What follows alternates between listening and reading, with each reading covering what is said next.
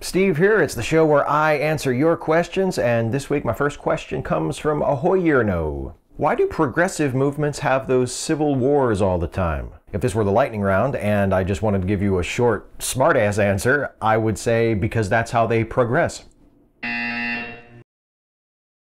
That's not the only way to progress. You don't, a social justice movement or a political movement doesn't have to have a civil war, so to speak, to progress, but there will inevitably be disagreement over what the right direction to go will be. There will inevitably be disagreement over ideology or priorities or things like that, and as groups continue to grow and to change, these kinds of conflicts are inevitable.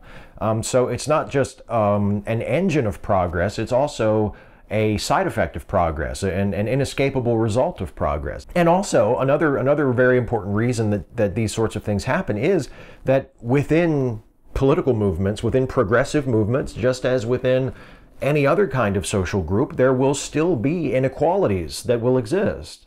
There will still be voices that are not heard, that are unfairly ignored or silenced. There will still be biases in place. There may be systems in place that are being operated unfairly or that unjustly favor certain people in the group at the expense of other people in the group. So those sorts of things have to be called out and fixed and will become points of conflict as well. So that's another important reason why these sorts of conflicts within social groups, within progressive groups, are inevitable. You know, it's a side effect of change, it's a way of realizing change, and it's a consequence of bias and inequality and prejudice existing pretty much everywhere there are people.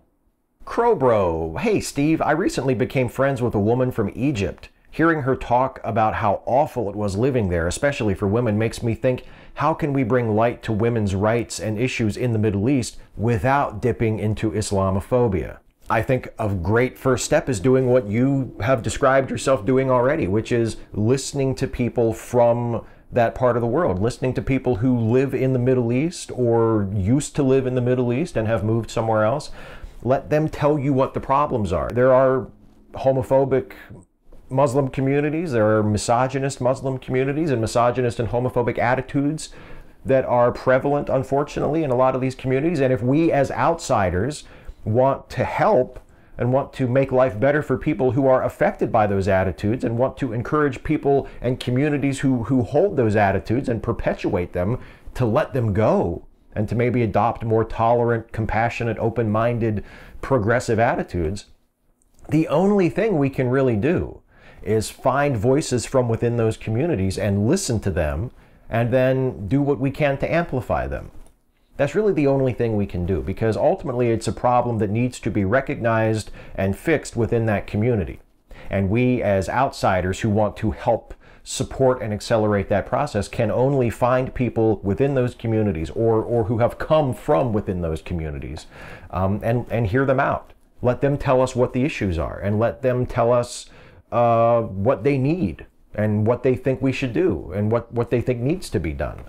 So befriending a woman from Egypt and listening to her and then telling other people about what she says, or maybe inviting them to listen to her directly if she wants to speak for herself, that's incredibly, incredibly important.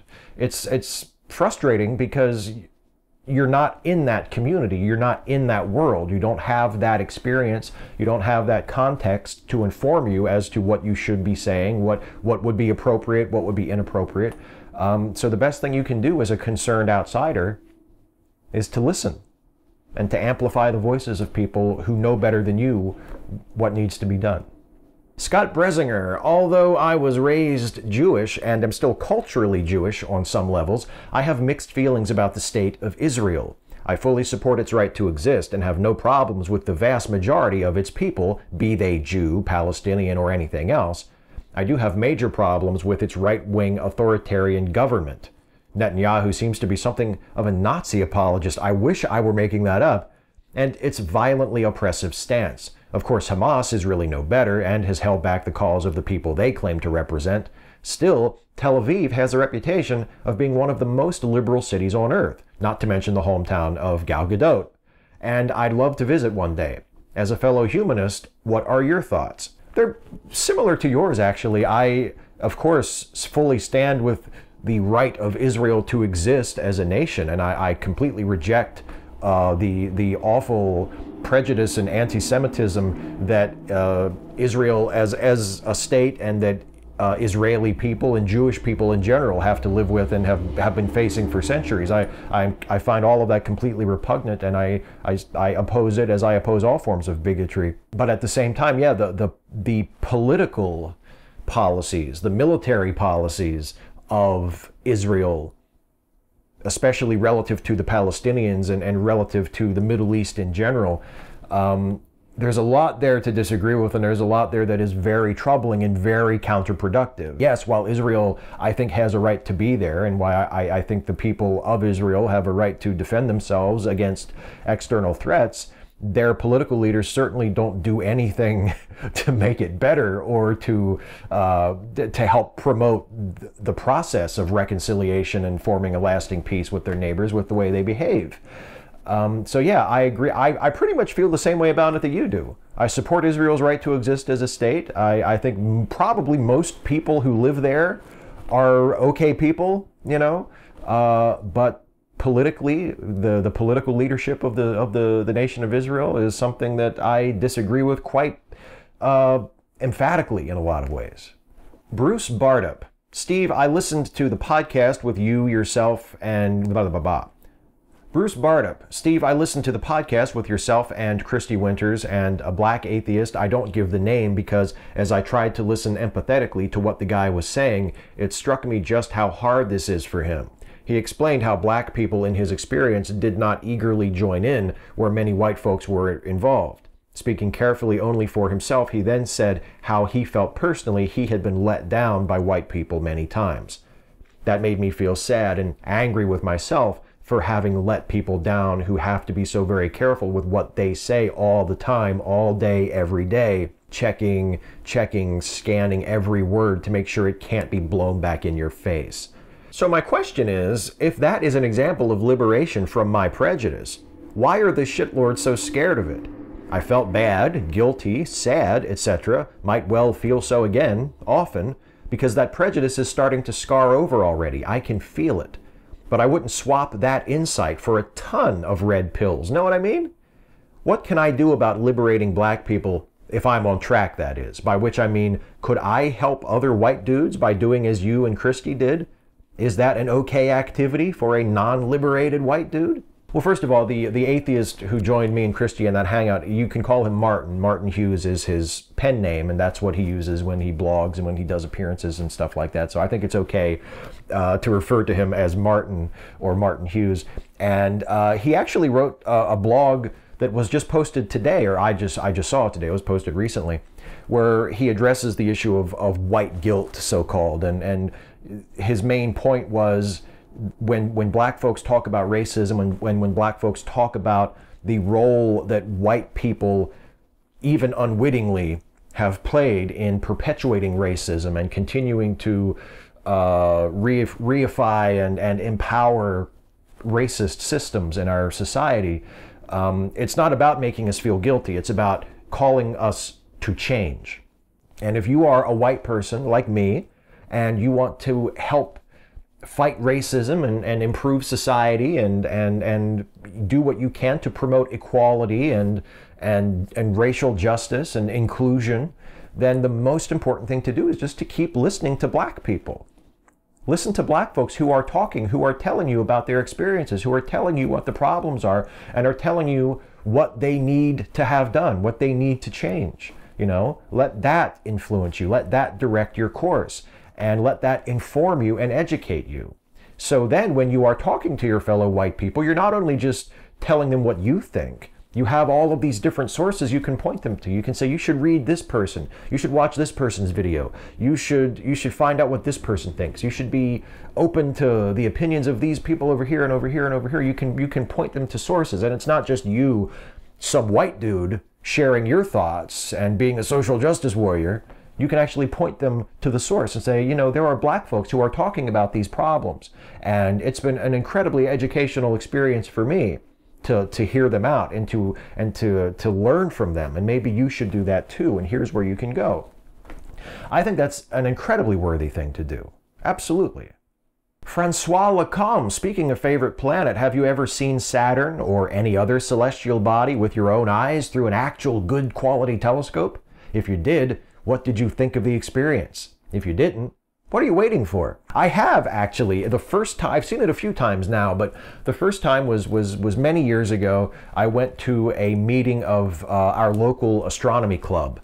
And there were a bunch of people there with really awesome telescopes, like backyard telescopes, you know, not like a big observatory or anything, the backyard telescopes, but really, really nice, like high-end backyard telescopes. Some of these people, I'm sure, had thousands of dollars sunk into their telescopes.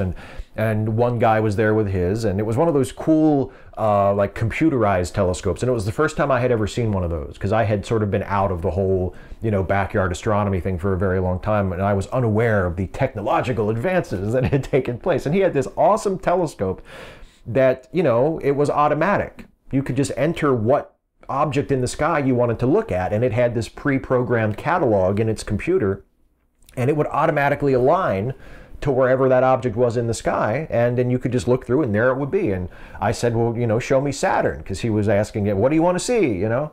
I said, Saturn, can we see Saturn tonight? And he says, absolutely. And he punched it into his telescope, whatever the code for Saturn was, and I looked through the eyepiece, and there it was.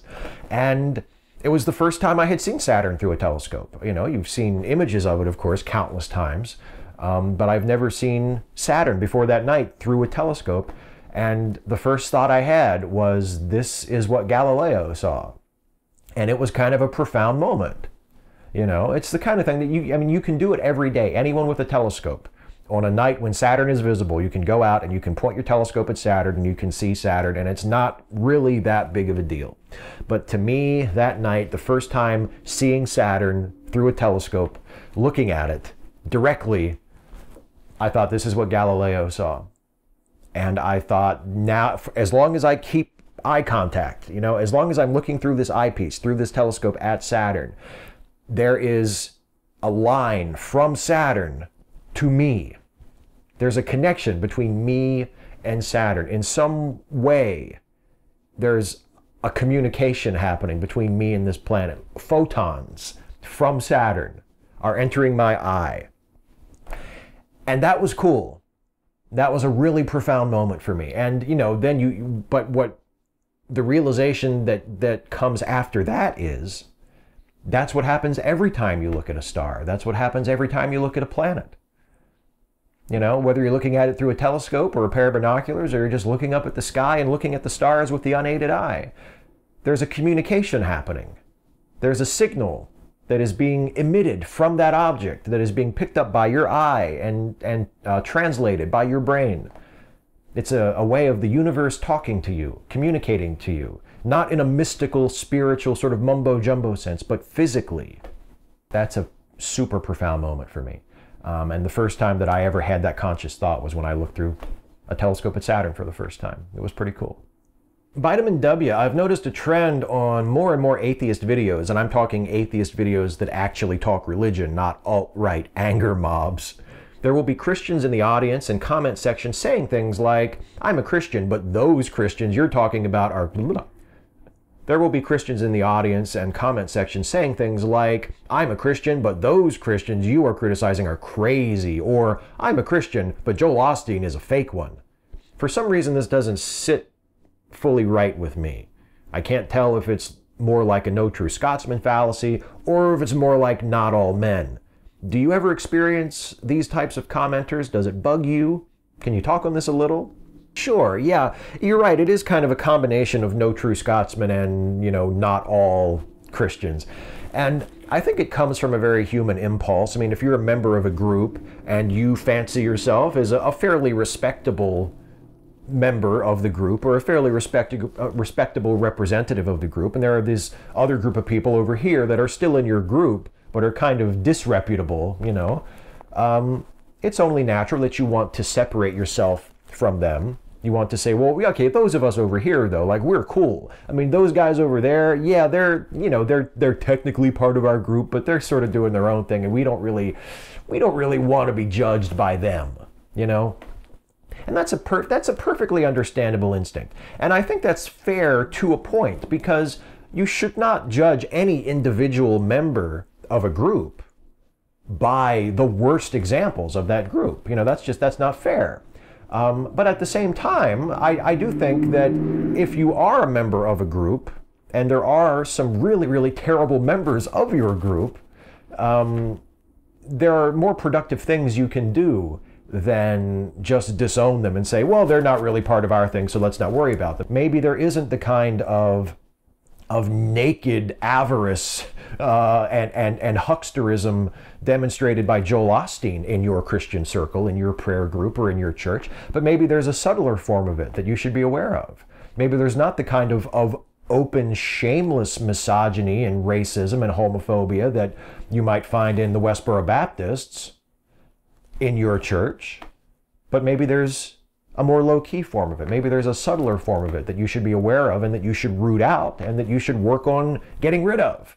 You know, so it's tempting to just want to cut yourself off and say, oh, those, no, they're not part of us. You know, don't judge us by them. And that's perfectly fair and understandable. But at the same time, if you completely cut yourselves off from them, and you implicitly say to yourself and to other people in your immediate group, well, we're better than they are, we're not like them, then you run the potential of blinding yourself to problems in your group that are maybe not as obvious as those people over there, but are still there nonetheless and still need to be recognized and rooted out. Someone else commented when I was complaining about the lack of good segues, and they said if the segue ever changes from ding, ding, ding, it's the lightning round, then they're going to cry themselves to death. So I'm just going to let this speak for itself. The lightning round. A wingless monkey. Steve, is the vertical line on the right side of the black screen at the starts of your videos a thing which you put there, or some kind of artifact? That is a thing that I put there, and YouTube used to do this weird thing. I don't know if it still does it or not, because I introduced the black line and it kind of fixed it for me, but when I would have a video that began or ended with a little bit of black, which I like to do, I don't like the video to just start or stop abruptly for the most part, when it was just solid black, sometimes when I would upload a video to YouTube, the black would be replaced by a freeze frame of the first non-black picture. And it was just, and if it was a shot of me, which it usually was, then there would be like this freeze frame of me for like a second, and then I would start talking instead of the black. And that really, really irritated me. So I found that if I put a black frame that wasn't totally black, they had a little something going on in it, like a line or some texture or something, but still read mostly as black, then that would fix the problem. So that is the long and rambling and boring story of why I use that image for black instead of pure black. J.E. Hoyes, oh, you got my hopes up. If you weren't raised veggie, why did you go veggie? There's a combination of health reasons and ethical reasons, and just realizing that we didn't eat a lot of meat anyway. Like, my wife and I aren't huge meat eaters in general, so it just wasn't really that much of an adjustment for us. We just said one day, you know, why don't we just go vegetarian? You know, it'll be a little cheaper. We won't have to buy as much meat, and we don't buy that much anyway, and it'll be healthier, and it'll you know, be easier on your conscience. You don't have to justify eating animals, and you know, so we just kind of went for it. It's been over 2 years now, and we're still going strong. So, yay, vegetarianism. Radical Bacon, would you ever do a crossover episode with Pinionville? Who do you think would get along best? Would Toby Benson or Jack McPherson hit on Fundy Monster? Or would they all be ostracized because they aren't puppets? There is almost certainly at some point in the future going to be an Pinionville Steve and Stuffy crossover. Jason and I have talked about it. It's just a matter of fitting it in, because we're both really busy, and Jason is especially busy because not only does he have Pinionville, he also has all of his podcasts and his real job and his family and stuff. So, you know, it's just a matter of finding time to do it. But there will certainly, at some point in the indeterminately far future, hopefully sooner than later, there will be a Stuffy Pinionville crossover of some kind. And I think Toby Benson and Gary will probably get along pretty good. I know we've sort of established that Gary and Stuffy know each other and are friends, but I think there will be some Toby Benson Gary stuff as well. But who knows? It hasn't really been written yet. Dylan Jones, how do you feel about people snatching up popular products, luxury items, not necessities, and selling them on the internet for huge profits? Example, it's extremely hard to find an SNES Classic for under $150, but they were meant to retail for $70. I mean, it's a little mercenary, it's a little unscrupulous, and it smacks of sort of exploitation and opportunism. But I guess if it's not a vital product, then I can't really complain about it too much. I mean, the worst you can say is, oh, you know, someone who really wanted a recreation of a Super Nintendo system had to pay twice as much for it as they would have if they had gotten it for the retail price. I mean, that's unfortunate for that person, but it's not really a you know, a war crime or anything. It's not like, you know, $20 bottles of water in disaster areas, you know. So I mean, I can't necessarily say that I approve of it, but it doesn't really piss me off that much either. Dynacat loves me. Do you think, as I do, that the ultimate goal of the media production and related technology industries is to end free over-the-air TV? I don't know. I mean, I think the effect will be, and already has been, that fewer people watch free over-the-air TV. I mean, that trend started way back when people started getting cable. You know, but free over-the-air TV still exists, just as free over-the-air radio still exists, even though we're you know, 10, 15 years now into the era of satellite radio. So I don't think that will be the end effect, and I don't think that's the conscious goal of a lot of people in the industry. I mean, it probably is for some people. I'm sure there's some ambitious young go-getter who's like, we're going to end over-the-air TV and everybody's going to have to pay for everything they watch. You just wait. But I don't expect that that's a common you know, that's a common goal, but I'm sure somebody's probably thinking that. Samuel Sturgill, Steve, if I went to visit Maryland, would people make fun of me if I told them I'm from Kentucky by saying things like, do y'all even wear shoes down there? By the way, I don't have a Southern accent. I mean, I can't speak for everyone from Maryland. We have our share of assholes, but I don't think you have anything to worry about. There are a lot of people who live in Maryland, especially who live in my part of Maryland, who consider themselves Southerners, you know, and identify with a lot of Southern culture. So, I mean, if you said you were from Kentucky, I don't think you'd get any shit about that. That's just my guess. I think you'd be fine. Shadowman4710. Okay, Steve, so early this year you said that you were starting to finally enjoy Gotham, but felt that the show would be much better if it just totally went apeshit and completely over the top. So last episode they slit a child's throat on network TV in the 8 p.m. slot. You there yet? Yeah, I mean, I wasn't necessarily hoping for graphic child murder, but in general, overall, I thought that was the best episode of the series that they have ever done. I thought that episode was hilarious, and it was exactly what I think the show should be doing. The interaction between Nigma and Penguin was hysterical.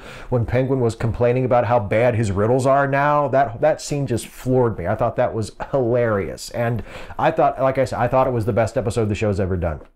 So, yeah, I mean, child murder on a network show at 8 p.m., when you say it that way, it's a little fucked up.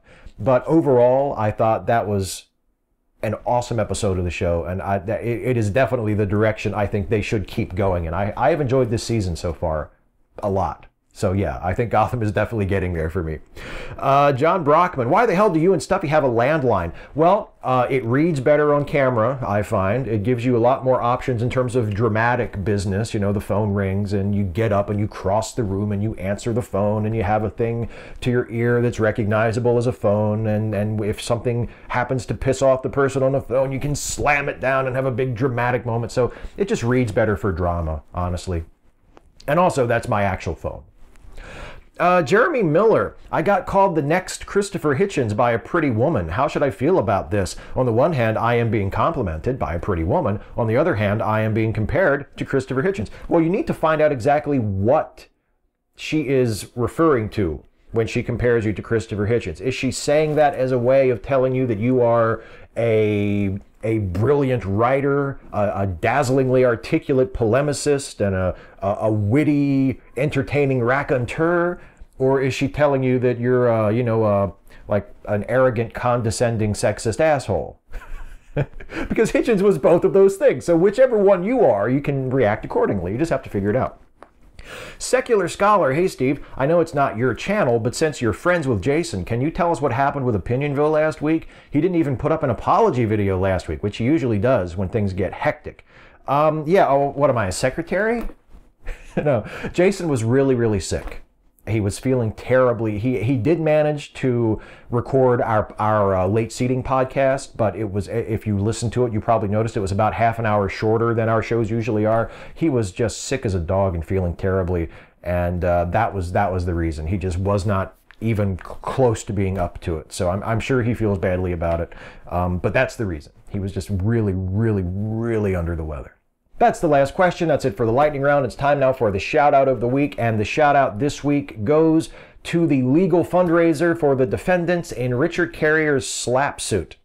For those of you who are unfamiliar with this story, Richard Carrier, who has been over the years a frequent speaker at secular conferences, has been accused by multiple women of, shall we say, sexually inappropriate behavior.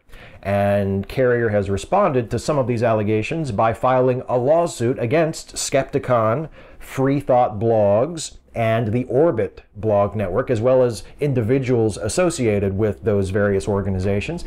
And a lot of folks consider this to be a SLAPP suit, which is when someone files a lawsuit not for any real valid reason, but just to shut people up, to shut down criticism, to silence voices that are speaking out against them. That is what a lot of folks, including myself, honestly, think that Carrier is doing by filing this lawsuit. So if you agree with that, and if you think it's important that women everywhere, and particularly in this case in the secular community, feel free to speak up about men who abuse them or harass them or act inappropriately toward them, if you think that that's a freedom that people should have in our community, and that we should side with people who are the targets of this kind of behavior instead of the people who perpetrate this kind of behavior. And if you have a few bucks laying around and you want to throw it to a good cause, I suggest you use it to support the defense fund for the defendants in the Richard Carrier SLAPP suit. Let's say that women in this community who speak out against harassment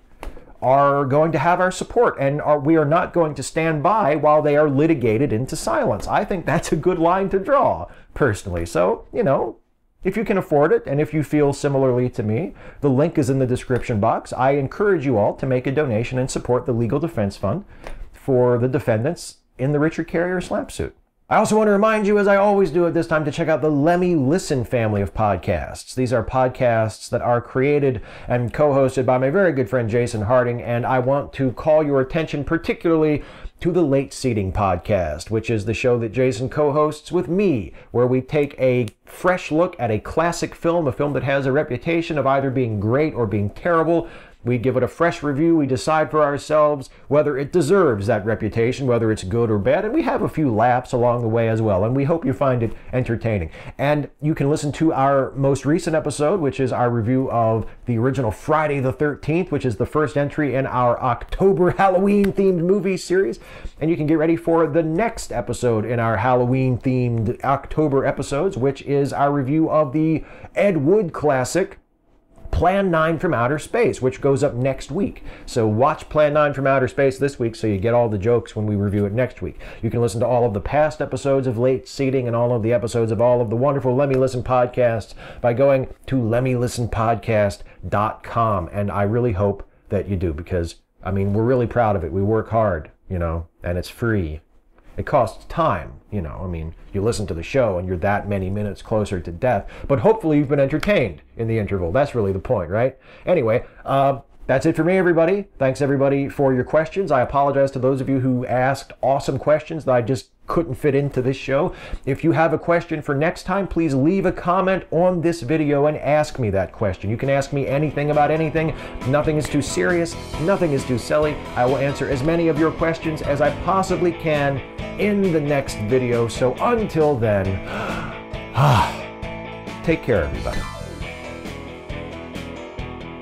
Hey folks, one more thing before I go. If you enjoyed this video, please like, share, and subscribe. And also please consider helping me to make more videos like this one by supporting this channel through Patreon. You can go to patreon.com/Steve Shives to become a patron of this channel. Thanks again for watching.